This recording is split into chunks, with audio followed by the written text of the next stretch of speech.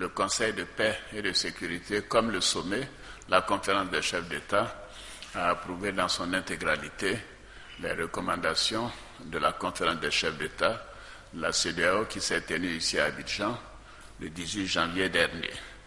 Et la conférence des donateurs a permis de mobiliser aujourd'hui 455 millions de dollars. Ceci fait à peu près 225 milliards de francs CFA par rapport aux 230 milliards qui étaient recherchés sur la base d'un déploiement de 3300 soldats. Mais évidemment maintenant avec la participation du Tchad, qui doit fournir plus de 2000 soldats, et les autres pays, y compris les pays de la CEDEAO, qui ont décidé d'accroître le nombre de leurs contributions en troupes. Nous sommes maintenant à un potentiel, y compris les réserves, de 8000 soldats, donc et un besoin de financement de 950 millions. Alors, comme je le disais à Addis Abeba, 950 millions sur une année, c'est à peu près 80 millions de dollars par mois.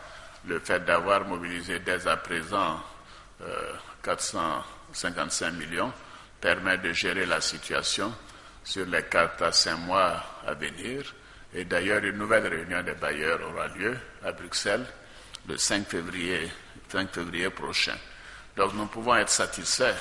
C'est un grand soutien au Mali et ceci permettra d'accélérer le déploiement des troupes, de faire en sorte que les régions qui ont été libérées puissent avoir des troupes maliennes, mais également des troupes africaines pour sécuriser ces régions, mais également les stabiliser, transporter l'aide humanitaire et faire en sorte que très rapidement l'administration puisse être déployée pour permettre l'organisation d'élections démocratiques dans les mois à venir, en tout état de cause, avant la fin de cette année.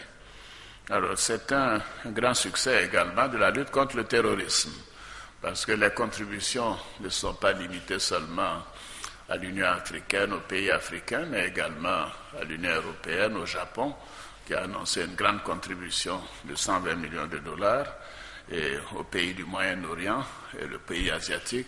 Donc c'est le monde entier qui a tenu à montrer sa solidarité à l'endroit du Mali.